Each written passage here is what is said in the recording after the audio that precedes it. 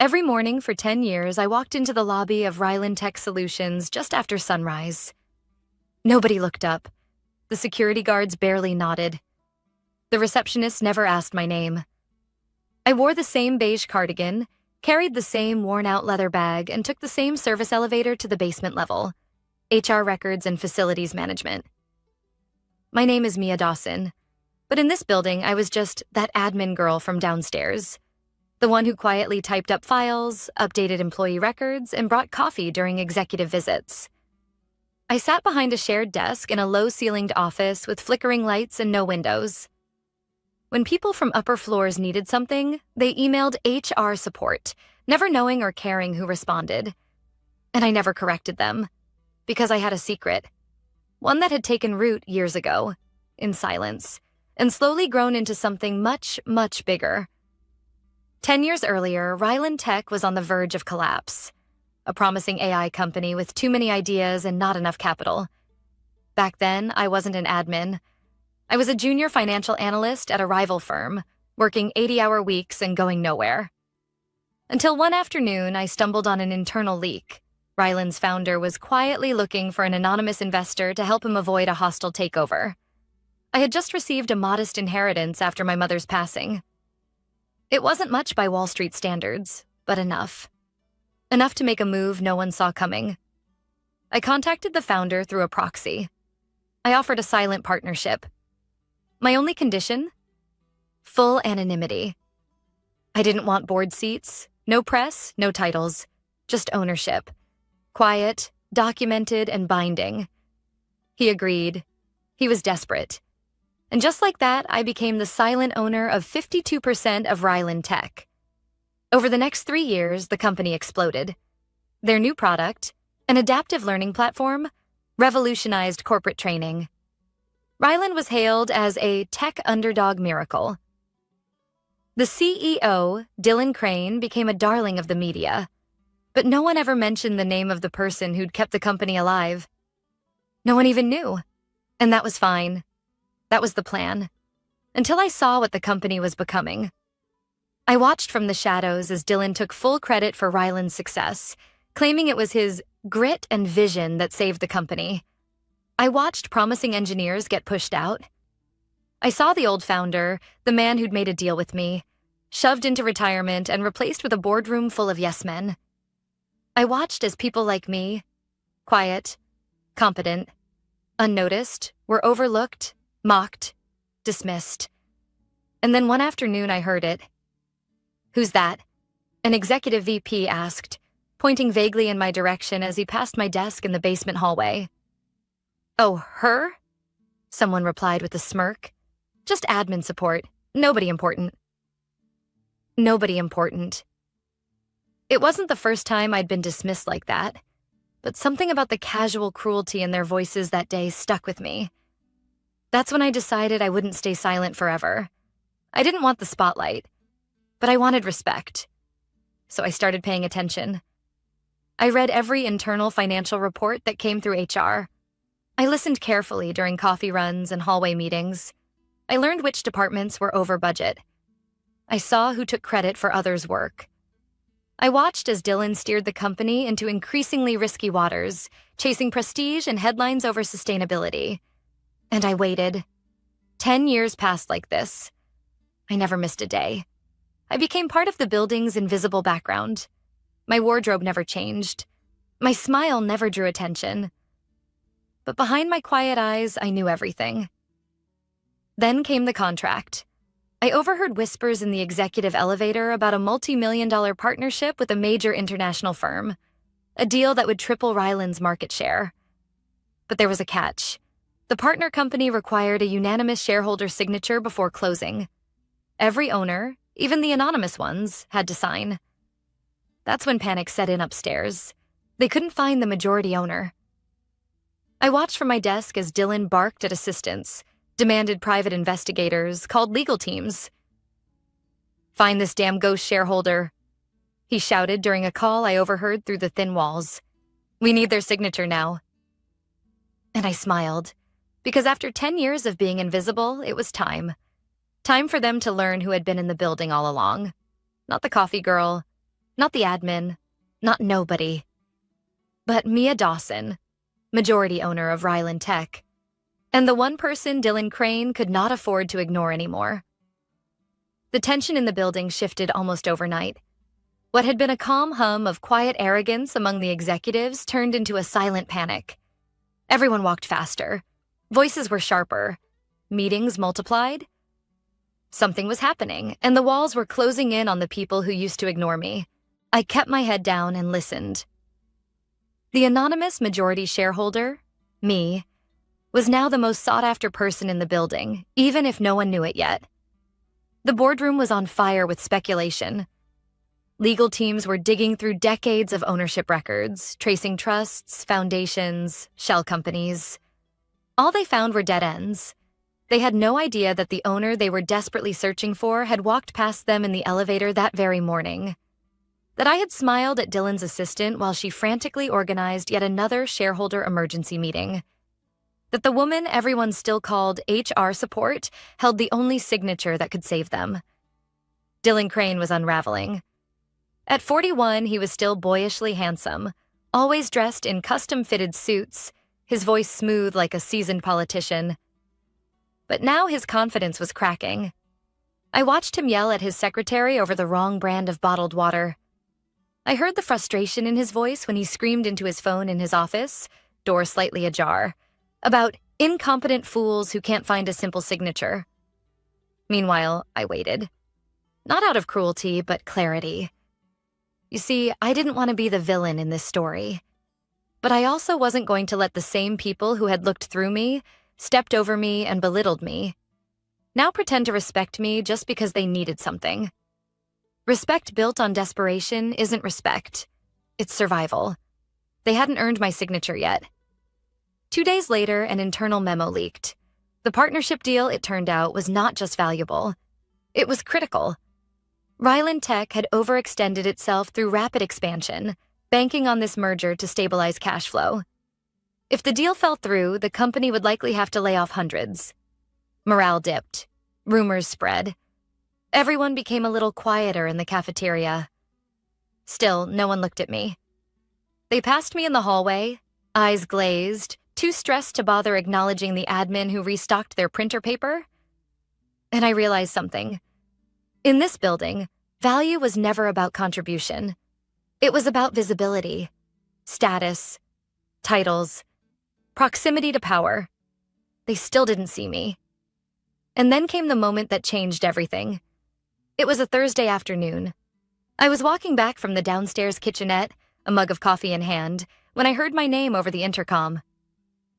Mia Dawson, please report to the 24th floor executive suite. Immediately. Heads turned. For the first time in years, people actually noticed me. I felt their confused stares. Some whispered. Others just looked surprised that I even had a name. I took the elevator up, slowly, letting the weight of the moment settle. When the doors opened, the air on the executive floor felt colder, polished, quiet, like everyone was holding their breath. Dylan was standing near the window, talking fast into his phone. He paused when he saw me. "Mia, come in," he said with a forced smile. "Thanks for coming up. We, need your help." I stepped in without a word. The room was filled with faces I knew well, men and women who had never once returned a smile, who used to pass me without acknowledgement. Now they looked like they were sitting through a job interview. "We understand you're somehow connected to the entity holding the majority shares of Ryland Tech," Dylan said carefully, choosing every word like it was made of glass. I tilted my head. "Why would you think that?" He cleared his throat. "We've received some indications. There were flags tied to a set of proxy investments, and a few internal legal cross-references led to your name. Honestly, we're not sure what's going on, but if there's any chance you know the party holding the majority stake, we'd really appreciate your help. This deal is important." Important. That word again. The same word they never used when I flagged broken HR processes or when I handled 18 employee disputes in a week. Important. Suddenly I was important. Not because of my mind, my work, or my loyalty, but because of a pen. I looked at Dylan. Really looked at him. This was the man who had once handed me his trash after a boardroom lunch without looking up. Who had once joked that basement staff were like plumbing. You only notice them when something goes wrong. And now, here he was, hoping I could solve the problem. I didn't answer him. Not yet. Instead, I walked over to the tall glass window behind the boardroom table, looking out at the city I had lived in my whole life. The skyline had changed in 10 years, just like I had. I turned back around and met their eyes, every single one of them. "You want the signature?" I said, voice calm.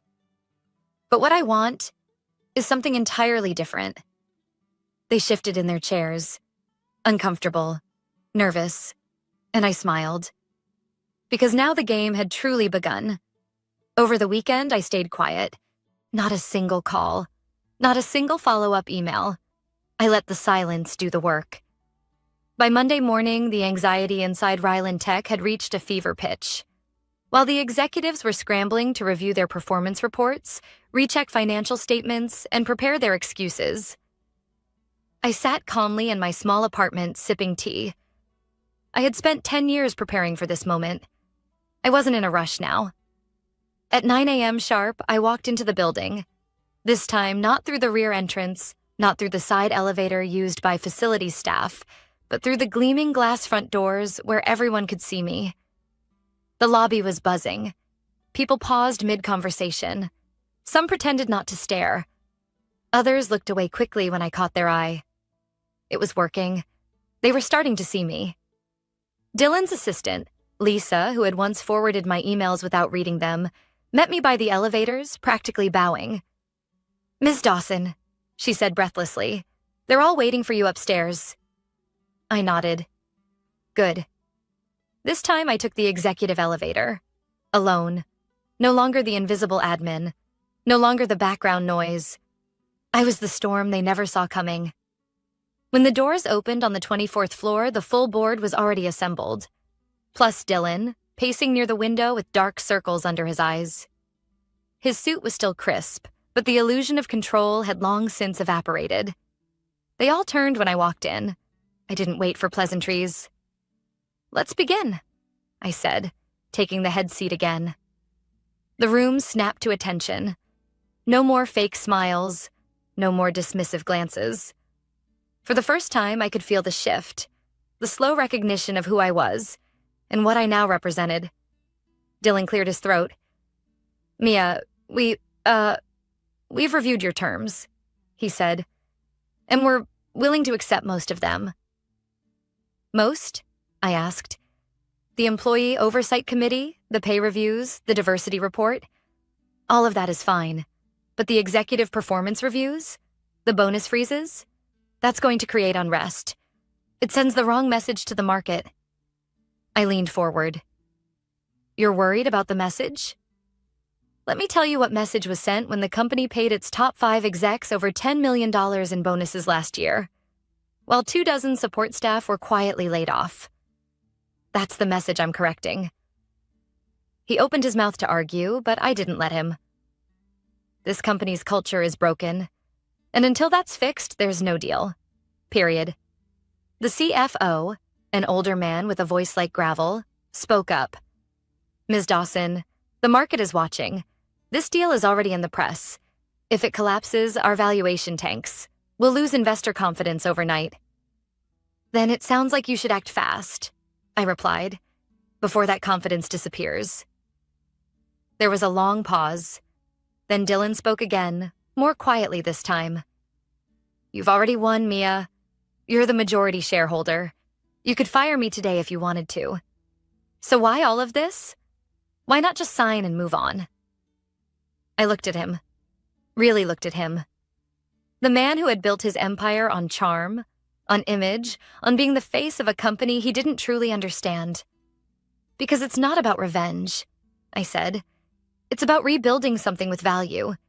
You can't build a legacy on the backs of people you refuse to acknowledge." I let that hang in the air. For 10 years, I gave you the chance to do better. You chose the spotlight. I chose the work. And now that work has brought us here. There was nothing left to say. I opened my folder, pulled out the final version of the contract, and set it on the table. I'll sign when these terms are approved by formal board vote. Not whispered promises, not nods. I want it on record. The legal advisor nodded, already preparing the motion. As the board began the process, I stood and walked to the window. The city stretched out before me. A decade ago, I had stood on this very floor and watched the skyline from behind a cleaning cart. Now I was watching it from the head seat of the boardroom. The view hadn't changed, but I had. By noon, the vote was unanimous. Every term I listed was officially adopted. The documents were signed. The merger would move forward, with protections for the people who actually kept the company running. The deal wasn't just a financial win anymore. It was a moral one. Dylan didn't speak as I left the room. He just watched me, a strange mixture of shame, confusion, and reluctant respect on his face. And I didn't need to say anything more. Because sometimes the most powerful statement is simply being seen and making sure others are too. Word traveled fast. By Tuesday morning, the story was everywhere. Anonymous majority shareholder rescues Ryland Tech deal. Read the headlines. Analysts speculated. Employees whispered. LinkedIn blew up. But no one had the full story. No one knew how the invisible hand behind Ryland Tech had stepped into the light. Except the people inside this building. And now, they couldn't stop watching me. I wasn't walking the halls anymore. I was gliding through them. The same employees who once walked past me like I was part of the wallpaper now stopped mid-conversation when I entered the break room. Some nodded shyly. Others approached hesitantly, as if unsure how to act now that the admin from downstairs had become the woman who controlled their future. But I wasn't here for admiration. I was here to make structural change. I spent the week meeting with department heads, not just the high-profile ones from the top floors, but the quiet, overworked managers from payroll, logistics, and customer service. People who actually kept the business functioning while executives took the credit. For the first time in years, they were being seen. One morning, I visited the warehouse operations center. A grizzled man with grease-stained hands and a skeptical look stood waiting. "You're Mia Dawson?" he asked. I nodded. He stared for a moment, then laughed. "I always thought you were one of us. I just didn't realize you were the one." We shook hands. Firm, honest, real. And that meant more than any headline ever could. But not everyone was pleased. Dylan kept a low profile. He hadn't spoken to the press, hadn't attended most of the board's new compliance meetings. Rumors flew. Some said he was furious. Others said he was plotting to reclaim control. I didn't care. His reign had always been about appearance, and now that the curtain had been pulled back, there was nothing left to hide behind. Still, I wasn't naive. People like Dylan don't go quietly. They wait for shadows, for weaknesses. And right on cue, on Friday afternoon, he called for a private meeting. I agreed. We met in the same boardroom where I had confronted the entire executive team just days before. But this time, it was just the two of us. No advisors, no staff, just Mia and Dylan. He was already seated when I arrived, nursing a glass of scotch at 2 p.m., a bad sign. His tie was loosened, his jacket draped carelessly over a chair. He looked smaller somehow. Not physically, but in presence. "You win," he said, not looking up. "You made your point. You got your applause, so now what? You going to fire me?"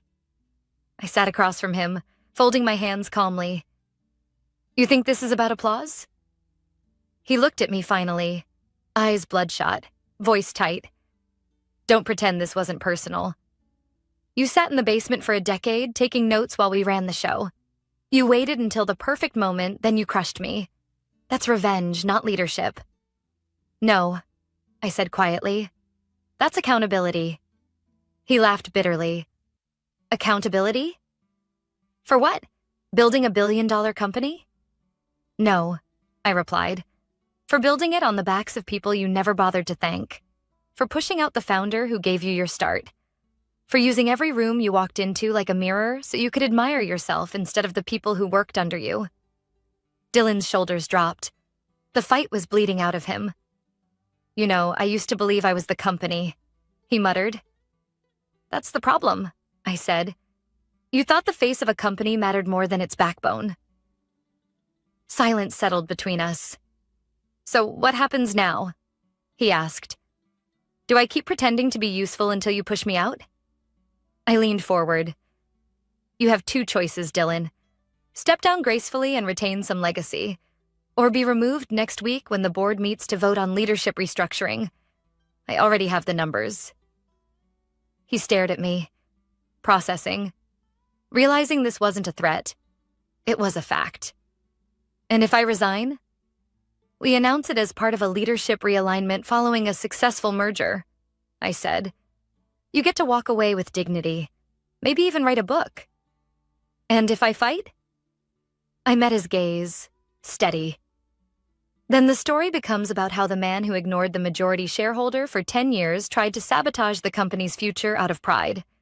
And trust me, that headline won't age well." For a moment, he looked like he might argue. But then something cracked. Maybe pride. Maybe exhaustion. Maybe the realization that his reign had ended, not with applause, but with indifference. He nodded once, slowly. "Fine," he said. "You win." "No," I corrected gently. "We win. The company wins. The people who've been invisible for too long, they win." He stood, collected his jacket, and without another word, walked out of the room. As the door closed behind him, I sat alone for a long moment. This wasn't the end. But it was the beginning of something better. Something real. The following Monday, Ryland Tech looked different, not from the outside.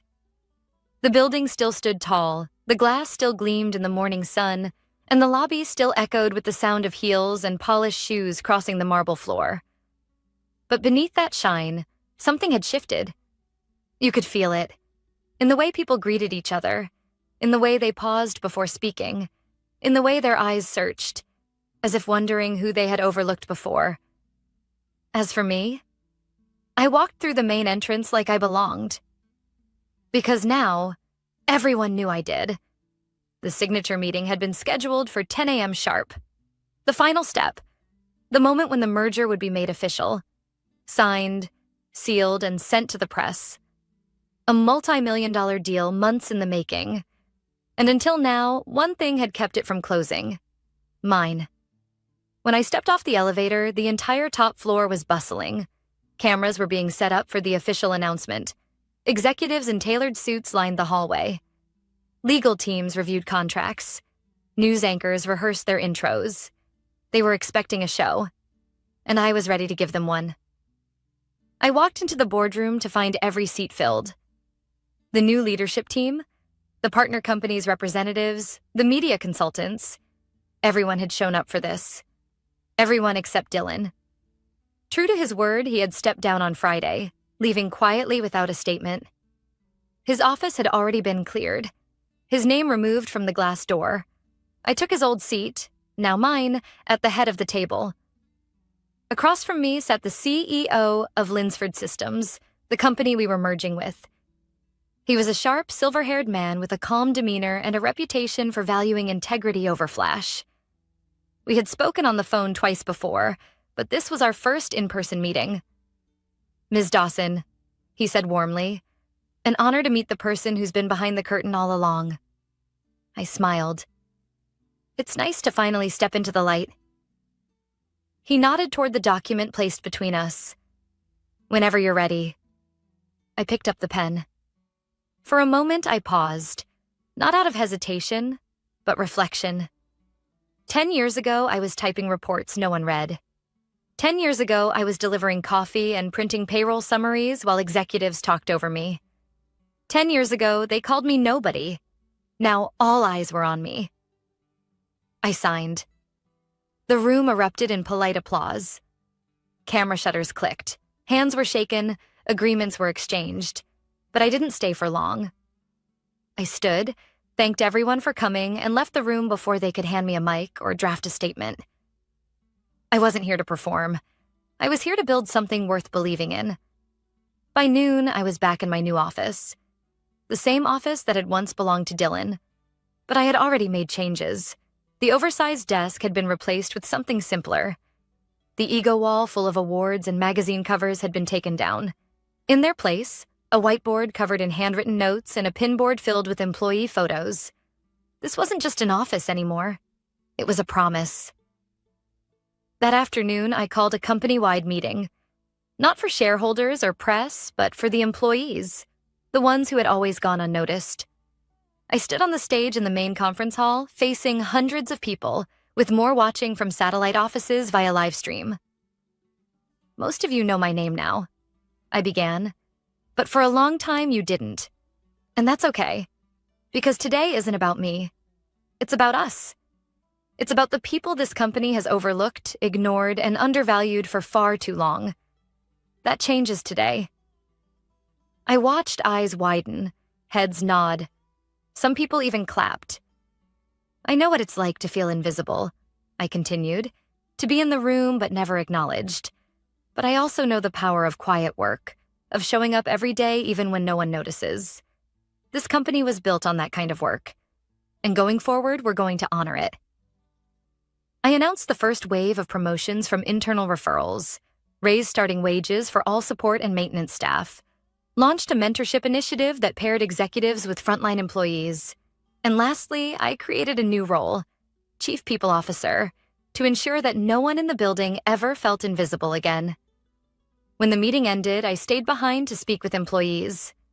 Some shook my hand. Some hugged me.